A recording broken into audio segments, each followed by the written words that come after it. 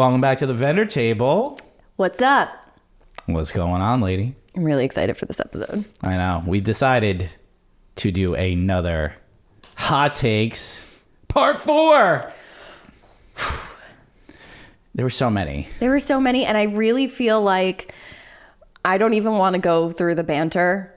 Like the first we're gonna kick 10 it off. minutes of episode banter. I want to just go straight into it because there's so many and they're so great and we just got to go. We just got to do it. We just got to dive right in. We're getting... Apologize for the no fluff in this episode, but here you go. We're just going fucking right in Going there. right for it. Straight into the deep end. You kick it off. All right.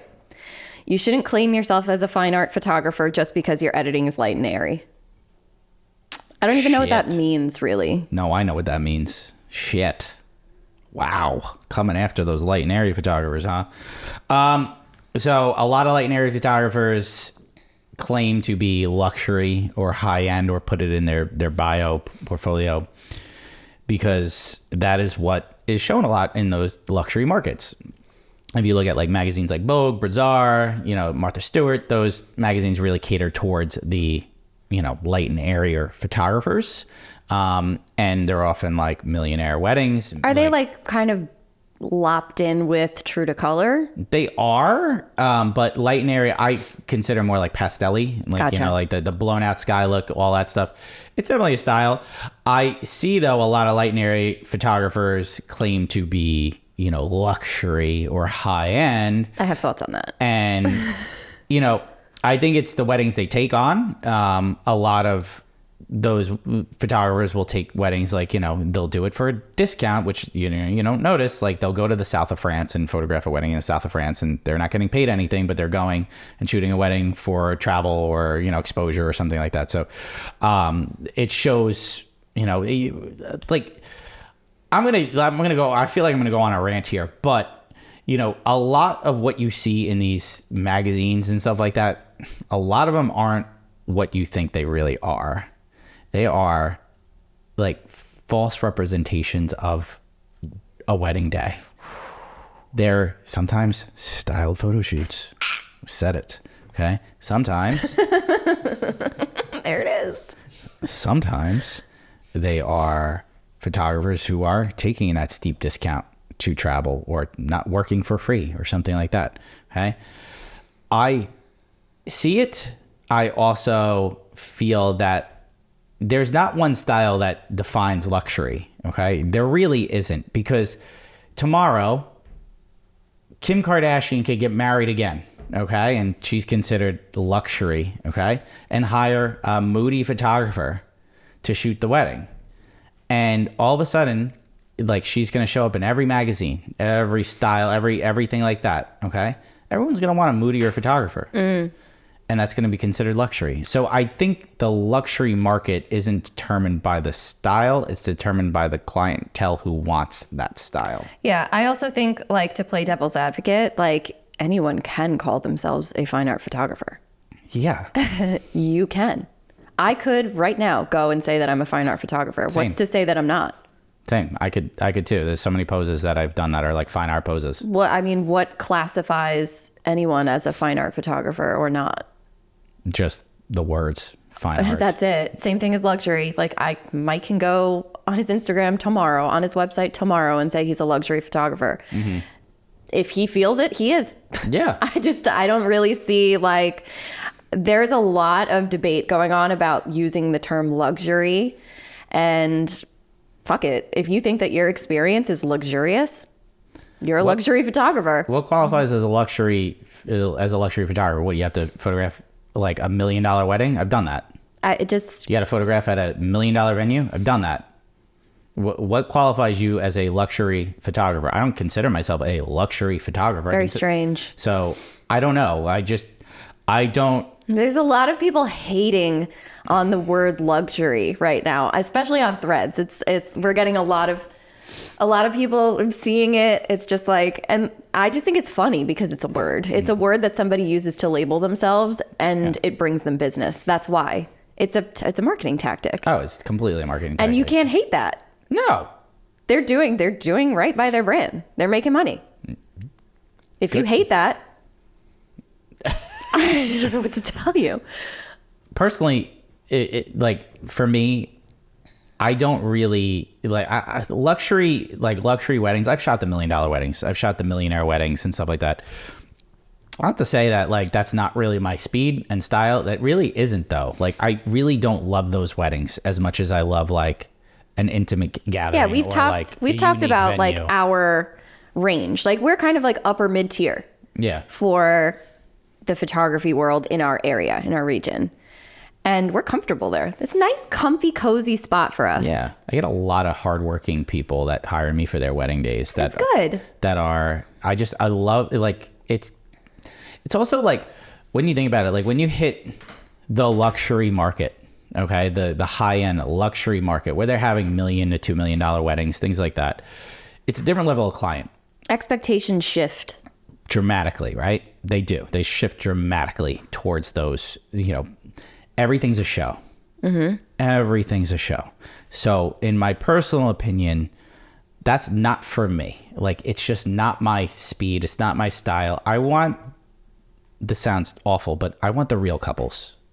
I want the people that really care about their day and really care about like the experience and really care about each other more than anything. Because sometimes you get those high-end luxury weddings and it's more about the show than it is about the couple. Emphasis on sometimes. Because this is not, we're not generalizing here. Like, we're not saying all luxury clients are pain in the asses. That's not what we're saying. No. It's just not where we like to sit. No.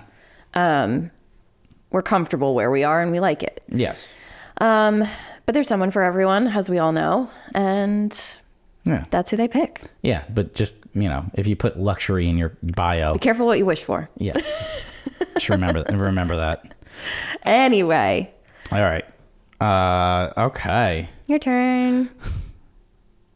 Really want to get into this one? Do it. Photographers are the most difficult vendors to work with when you're a planner. Well. Who hurt you? Jeez. Coming in hot, huh? It sounds like you're not a very fun planner. Ooh.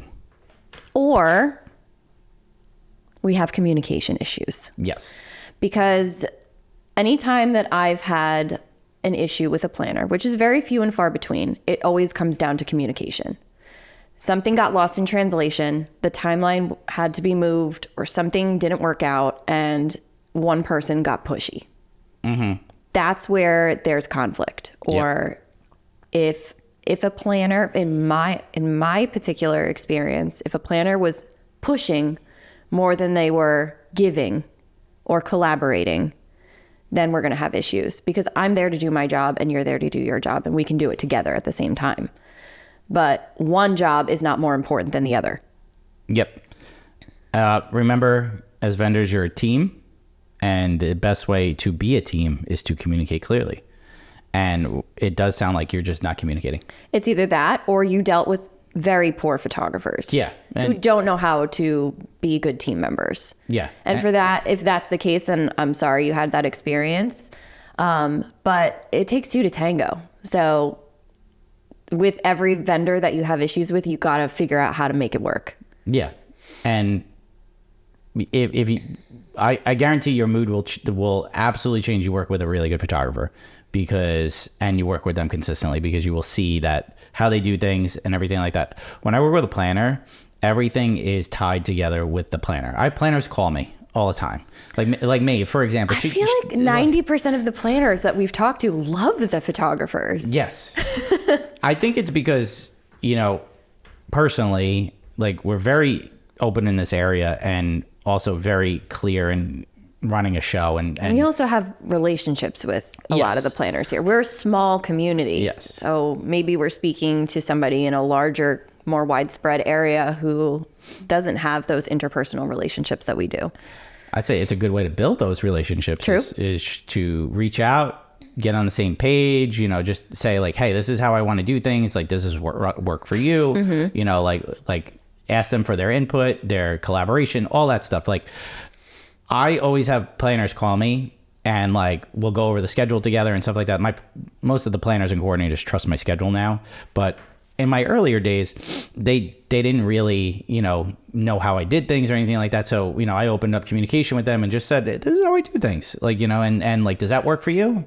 Does that work for you? It's a question, like, hey, does this work on the day? Like, let's work together and stuff like that. And then on the day of, it's literally just working together. Same. It's like Cassidy. I was talking to Cassidy the other day, and I sent her a timeline for a September wedding. Like, we did their finals way early. And I was like, if anything needs to be changed as we get closer to the date, we'll revise and all that stuff. Sent it to Cassidy, and she just goes, I don't need to look at that. I trust you. Yeah. So, like, that's kind of where we're at now with our relationships with our planners, our coordinators. But again, sorry. Yeah, I don't like, I don't think a lot of, I would maybe speaking out of turn here, but I don't know if a lot of wedding planners would agree with you on this. Yeah. I think you just had poor experiences, and that's, something that we all deal with. Yeah. Like I could tell you, I probably worked with 200 planners. 3 I've had a difficulty with. 3 out of 200, I think maybe it's been like 2 in my career. Like, I mean, so I just think you had a bad experience maybe, and just, it's just better communication, and you'll have a better experience. Like, trust me. Like, if you work in this industry long enough, you'll find some good ones. All right. Do I have the next one, or do you? I don't remember. I don't know. You read the next one. Okay. Too many photographers charge way too much for the work they're producing. Yeah. That's why you do research. They're charging what they feel is appropriate for them, and they clearly have the demand for it to charge for it, so they are. That's it. If you can make money, why wouldn't you make money? And, it's supply and demand. It's not what anybody wants to hear. No, it sucks. But at the same point, this is a $1 billion industry. Yeah. Probably $1 trillion industry when it comes down to it. But I'll be honest with you here that, if they're in demand, they could charge that money. I also think it's worth noting that we get this all the time. Like, they say like, oh, photographers charge so much fucking money. For one wedding, we split it up over the course of a year, let's say, right? 3 different payments for me. You're not making it all at once. No. And we don't have traditional jobs like 9 to 5s where we're getting paid an hourly wage. We have to split up payments throughout the year. Let's say Mike takes on 35, 40 weddings a year, right?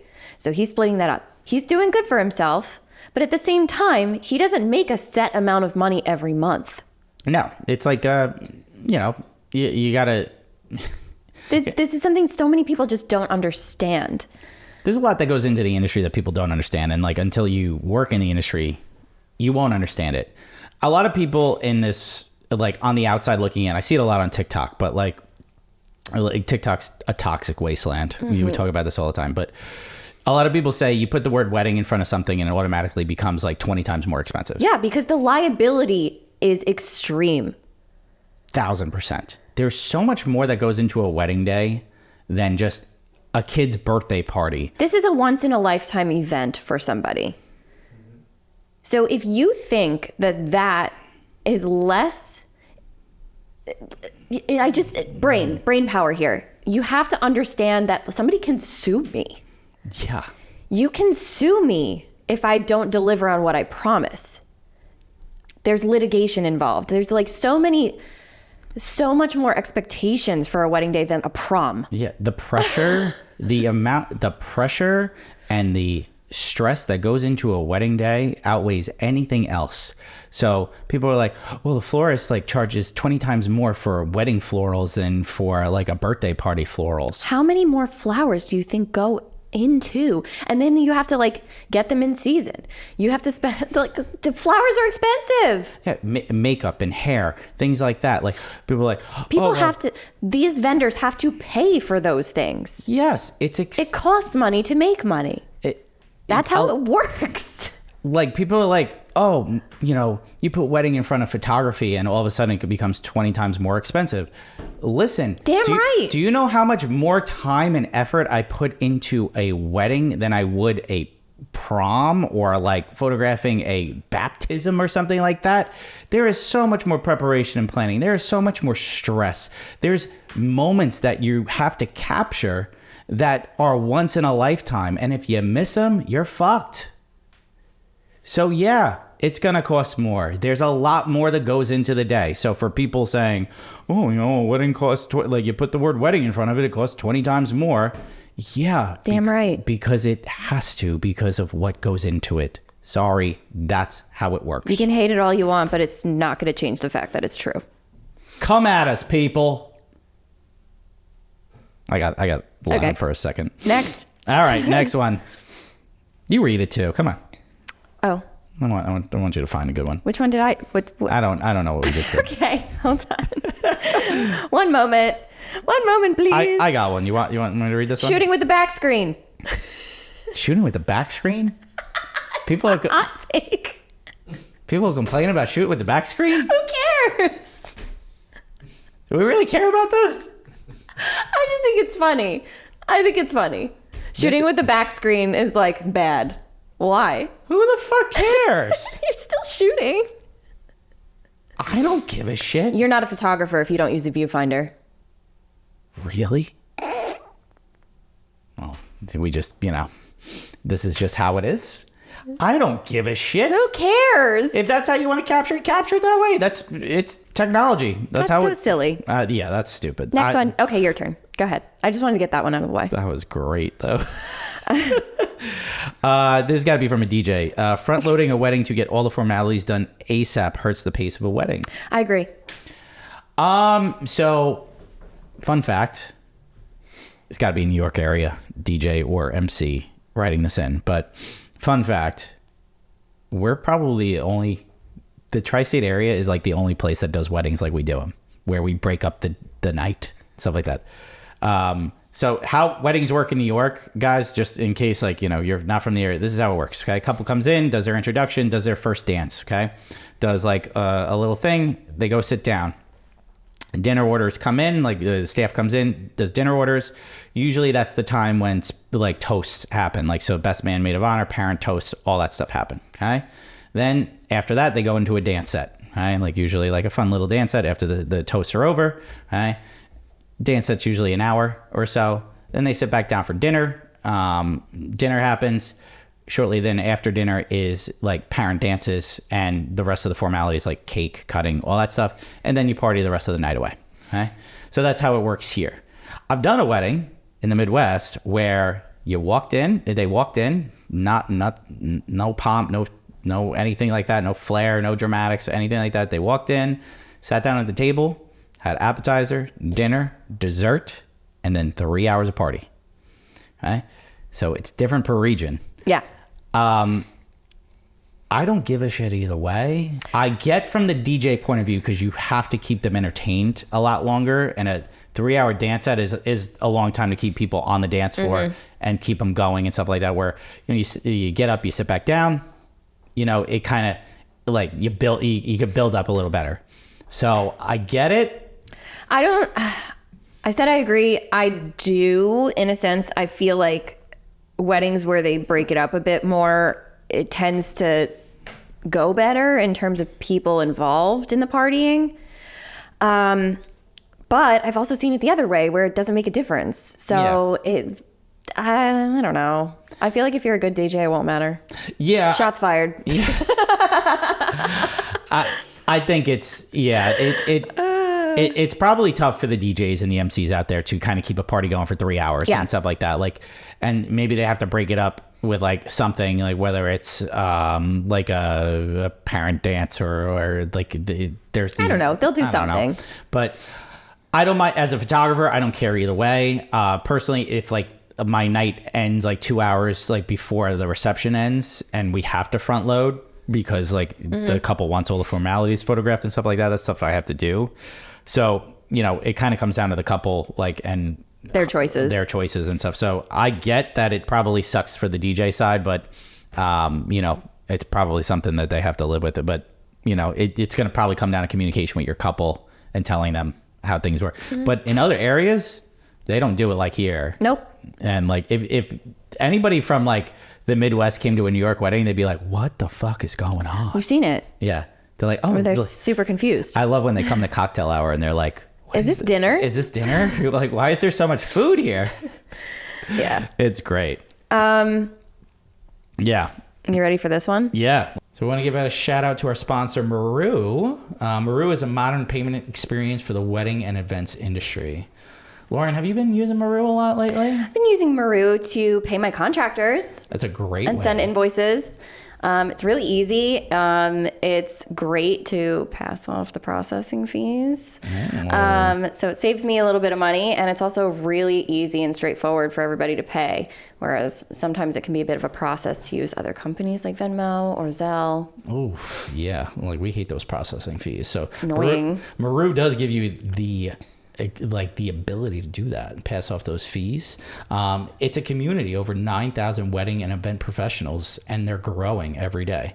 They offer seamless transactions and hassle-free payment experience, and they make it possible to focus on what you do best, creating a memorable experience.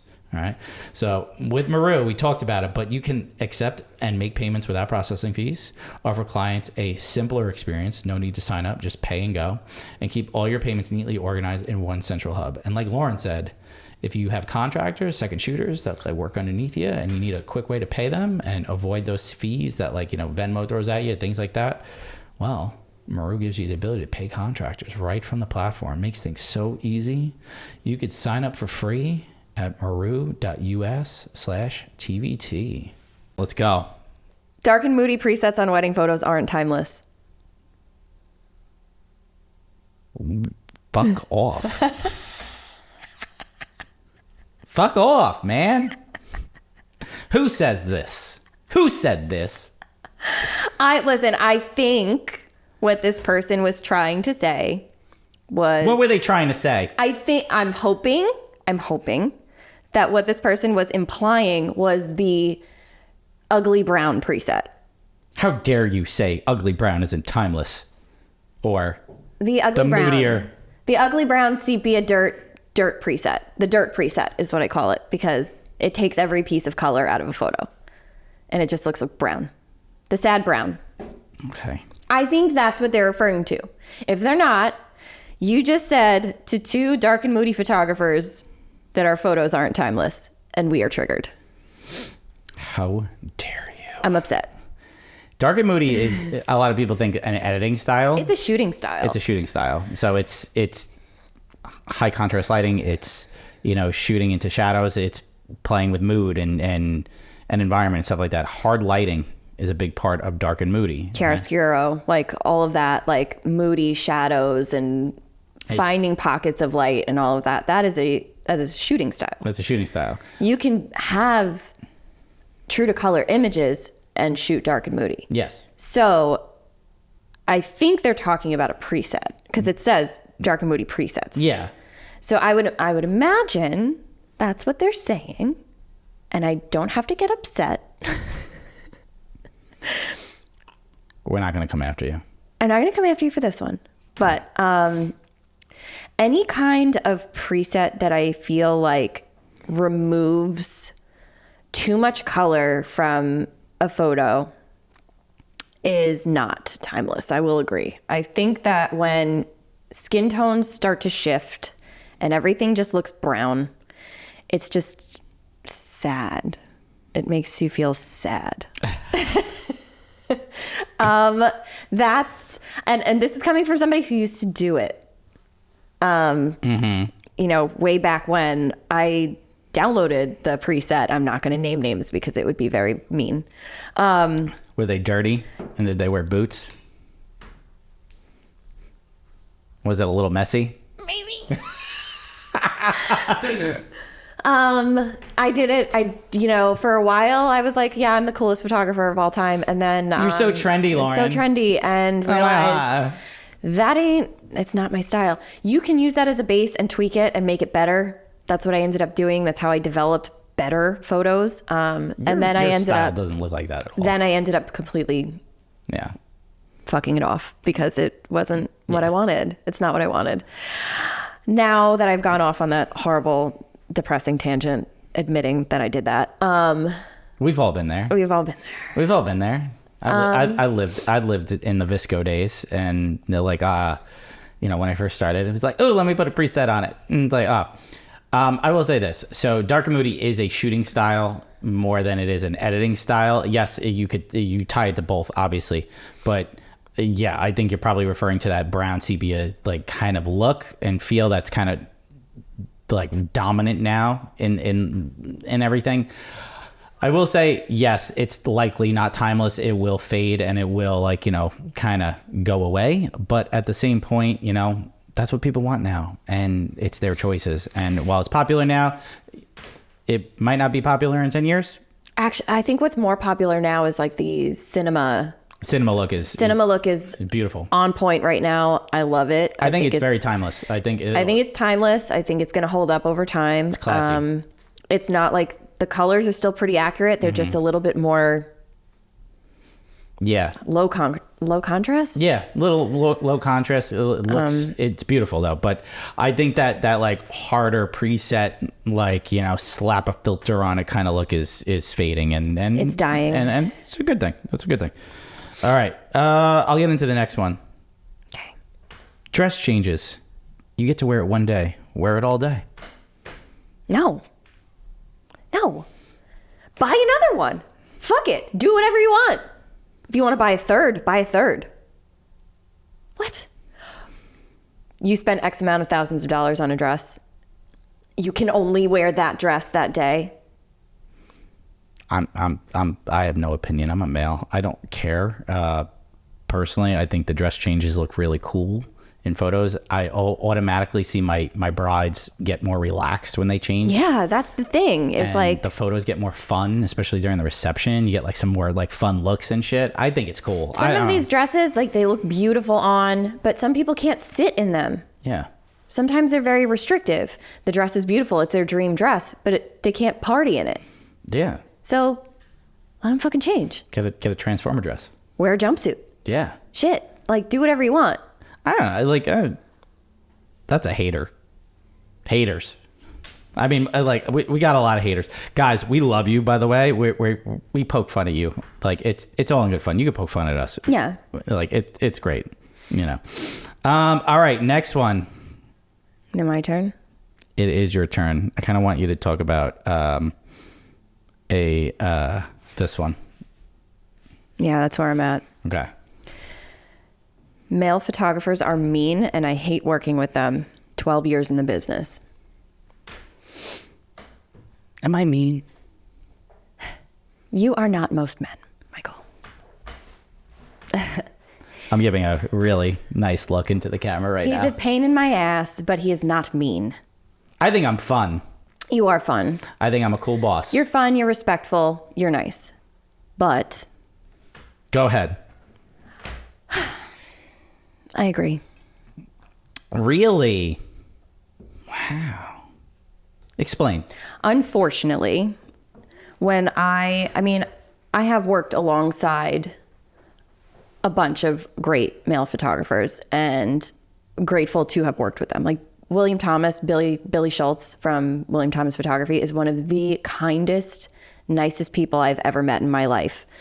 But some of these photographers, dude, have their heads so far up their own asses. The ego is insane. And they treat you like you know nothing. Oh, that's a shame. It's wild. It truly is. I mean, it has been a long time, and this is mainly when I was second shooting for people.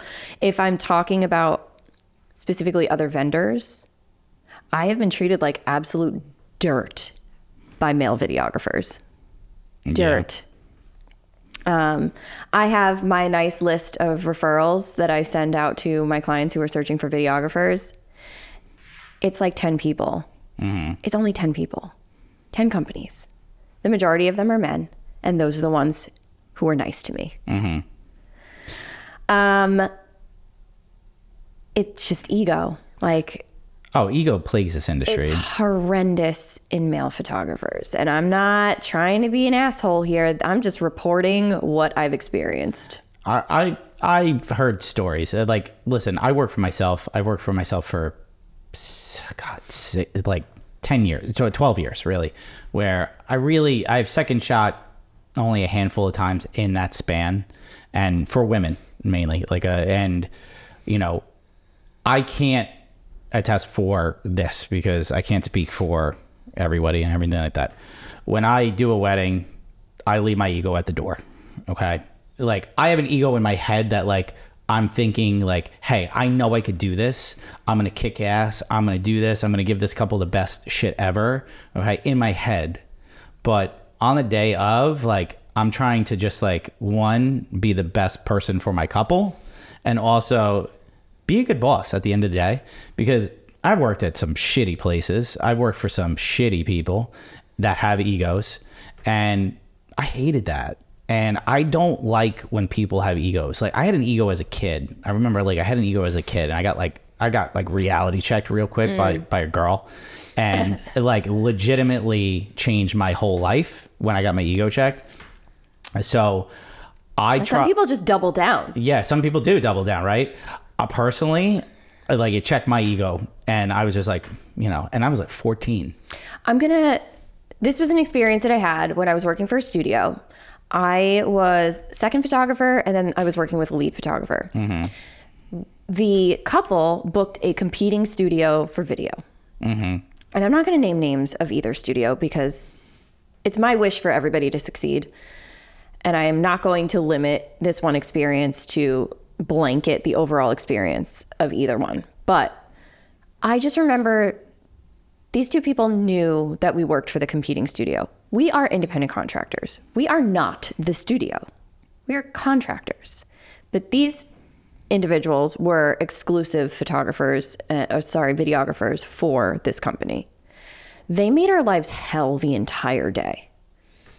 They were openly talking shit about us to the couple. They were, like, doing everything that they possibly could to make life difficult for the lead photographer I was working with. We could hear them saying nasty shit about us, like, in front of the clients. It was really awful. And I never want to have that experience. Me and the other photographer were female. These two were male. And I never want to experience that nastiness ever again. Yeah. And I don't know if it was just because, like, I've told you before, I've been called little girl by other vendors. Ah. I'm a 35-year-old woman. That's so disrespectful. Go fuck yourself. Yeah. You don't speak to people like that. I check your ego. I know who probably called at the fucking door. Yeah. And fucking seriously. Yeah, I just think I think we got to do better in society, more than anything. God, that's just true with everything. But I do think. Anyone ever call you little man? Probably. What's up, little man? Probably had that happen. What? Yeah.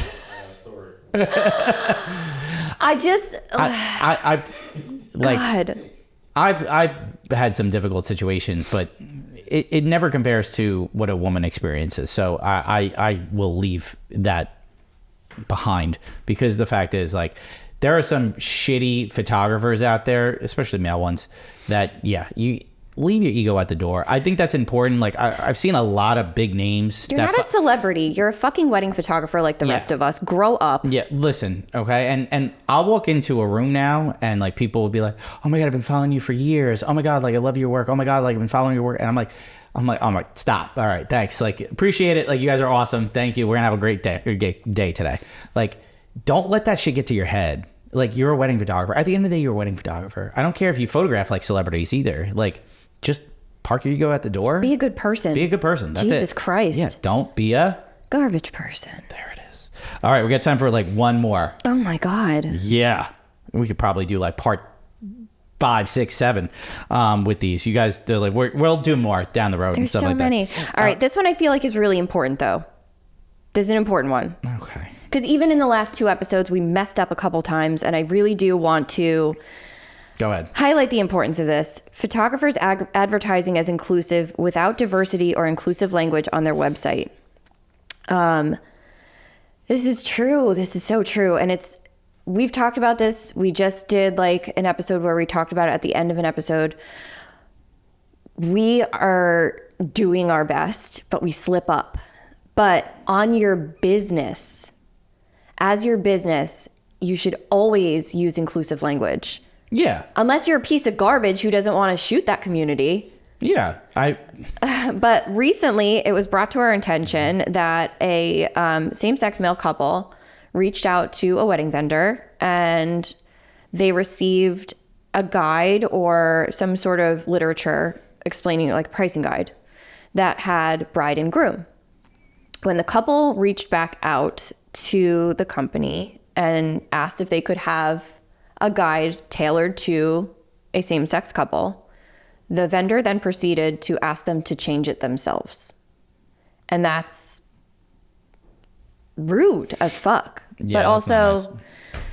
I'm surprised that this couple even went back to them in the first place, because if I had seen a pricing guide that didn't speak to me and my dynamic, it's very easy to say partner A, partner B, or your name, your partner's name, instead of just bride and groom.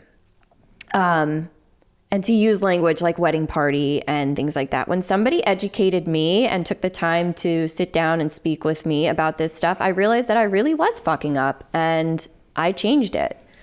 So I think it's important that everybody, if you take one thing away from this episode, it's this: to really be more mindful about the language that you're using on your website and on your social media, in your guides, in your contact form, because you're isolating people. Yeah, it's 2024. I think it's time to add that inclusive language into your contracts, into your websites, all that. I think it's necessary for today.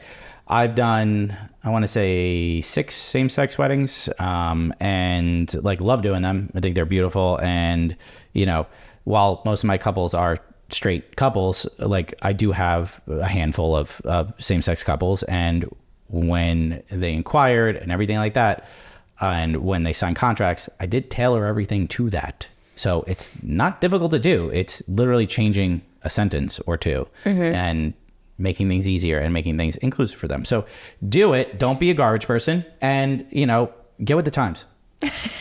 Sorry. And like we said, I know even in recording this episode or the episode before, we said bridal party or bride and groom, but we're doing our best to correct ourselves in real time and make sure that we're fixing it. Yeah, gotta remember we've been doing this a long time, and it's literally been evolving slowly throughout the years. And sometimes, we do slip and say not inclusive terms, but at the same point we do mean well, and we do support. We're an ally. We're trying. We're an ally. We're trying our best to make those corrections in real time instead of just being oops, we fucked up. Yeah. We're doing our best. All right, let's do one more quick one. Okay. We gotta end it on a fun one. Yeah. I can't, we can't end it on I know, a depressing one again. No, it just, okay. All right. I got one. So we could go off at. What? Because you're going to go off on this one. Dark and posed ballroom shots putting spotlight on the couple look corny. I fucking do this every wedding. How dare you? That's mean. That was me. I feel targeted. I feel personally attacked. I'm mad. I feel like it's the same people that want the end of the night shot, kind of thing. It's we do this because it's the room. You paid all the money for the room. It looks pretty. It looks gorgeous. You want the photo of the couple in the room. I want to see all that ambient, beautiful light from the candles. Fuck you. Let me have my moment. They're beautiful. She loves doing this. She busts out some weird crystals and shit to capture these shots. So you came for her head on this one. That's not right. Listen. They're not corny if they're done right. No, they look cool. They're just dramatic. I just did one that was super dramatic and moody. Listen, I hate all these people who are just candid photography is the only way to fucking go. You're wrong. That's not true. That's not true. There's so many different styles. Just like let people do them. Like you can do candids and documentary style throughout the entire day and then do a couple of staged photos in the ballroom. Fuck, come on. Wow, I love this side of you. This is great. Came for her right there. How dare you? How dare you? Well, let's end it on that one because I don't know a better way to end it. You did this on purpose. I totally did. Well, Lauren. Yeah. It's been fun. Where can they find you? You can find me at LaurenO'BrienPhoto.com, at Lauren O'Brien Photo, and the Feral Photog on Instagram. Mike, where can they find you? At Michael Sarah Photo on Instagram, TikTok, as well as my website. And you can find us at the Vendor Table Pod on Instagram, TikTok, YouTube, as well as our Facebook group. Guys, it's been fun. We'll catch you next time. Okay, bye.